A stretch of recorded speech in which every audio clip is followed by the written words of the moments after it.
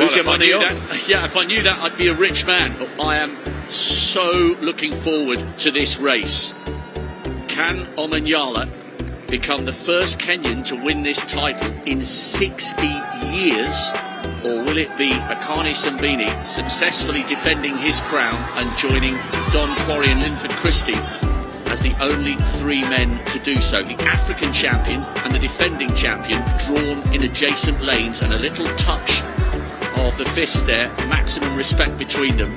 This is a massive, massive moment for them and a great moment for athletics.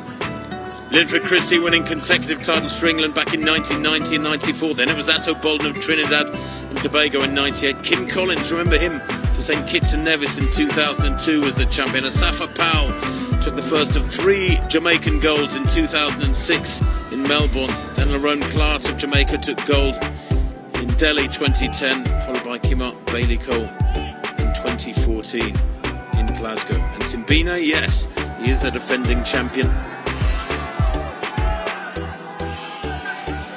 Stadium announcers are in the crowd for hush as these men focus on your mark. Absolutely completely hearing the starter's orders. Don't want any noises. Clicking of cameras sometimes is a problem, but they are called to their blocks.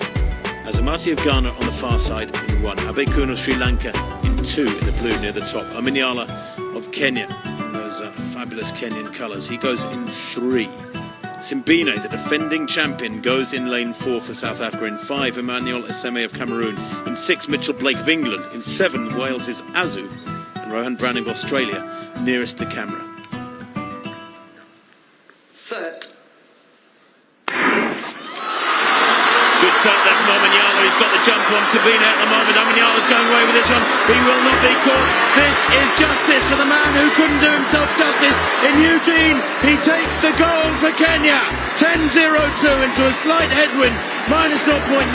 But daylight between Ferdinand Omanyala of Kenya and the rest. Maybe about a meter's difference in it. The winning time, well, it doesn't matter a hoot. Who cares that it wasn't under 10 seconds? It was brilliant running at the start. He got out of the block so well, put the others under pressure, and Omanyala has gold. And we talk about the Kenyans being the long distance specialists. They dominated cross country. They're great at steeplechase, 5,000, 10,000. This guy is from the other end of the distance spectrum. Akani Simbine takes the silver, 10.02 from Omanyala. The South African 10.13. I think a tinge of disappointment of those features. He was well beaten, but he does take the silver. And Yupan Abekun of Sri Lanka, a bronze medal, 1/100th behind Simbine. And Azamati of Ghana, the unlucky 4th place. Again, just 2 100ths down on bronze. Well, from a neutral's point of view, you've got to be so pleased for Omanyala.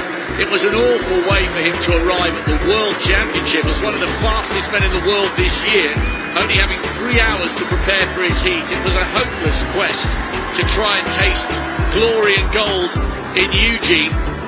And he was under huge pressure tonight, drawn right next to Akani Simbine, the defending champion, who's finished with another Commonwealth medal, silver this time, and I think he is disappointed. He felt like he let an opportunity slip there. You can tell that he's a little bit reflective rather than relieved with that silver. Amazing bronze for Yupan Abekun. The history just keeps on coming for the Sri Lankan. Their first athlete under 10 seconds and their first on the Commonwealth podium with a bronze. But what about that? No Kenyan has won this title since Serafino Antau won in 1962 when it was over 100 yards. History again tonight in Birmingham. The Kenyan will be the toast of a nation thousands of miles away.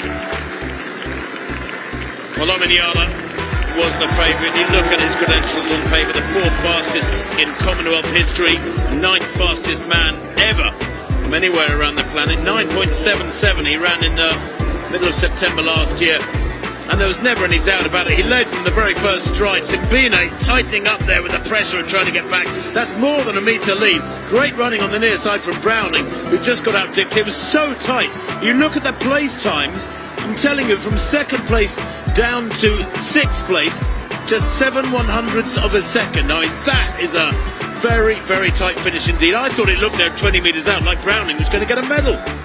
Yeah, I did, because he was closing, and then it all got a little bit tight on the line.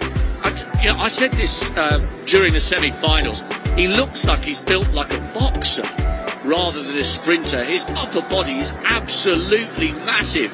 And just like Julius Yego, who became a world champion for Kenya in the javelin, Omanyala is showing that the Kenyans don't just win medals when it comes to the steeplechase, the 1500, the 8, the 5 and the 10. He is a history maker and a record breaker for the proud East African nation. And I wonder how many more Kenyans will want to get into sprinting after seeing what Omanyala has done here in Birmingham and around the World's Diamond League circuit over the last couple of years. That was superb. Wasn't it just? And frankly, it wasn't close. Come the finish, 10.02 to 10.13. That's a metre and more, the speed they're moving at. They all hit top speed around between 60 and 80 metres, and then it's a case of holding form, trying not to decelerate too much. But Omanyala, he is tight there over the last 20 metres. But that was partly because he was smiling so widely, I think, when he knew the gold was in the bag. Abekun second to right. What a run from him. Absolutely superb. That is one of the biggest upsets of the week in these athletics championships so far, and probably will be come the end of the week, because Abekun, well, I thought he'd done well to make the final. To actually get amongst the medals is, as you said quite rightly, Rob, quite historic. There it is, Omanyala, 10.02 to Simbine's 10.13. Gold for Kenya ahead of South Africa. And the Sri Lankan Yupan Abekun, a brilliant bronze day. The Ghanaian Benjamin Azamati, just 200ths shy of the medals. And Jeremiah Azu of Wales, well, that's a superb fifth place for him, 10.19.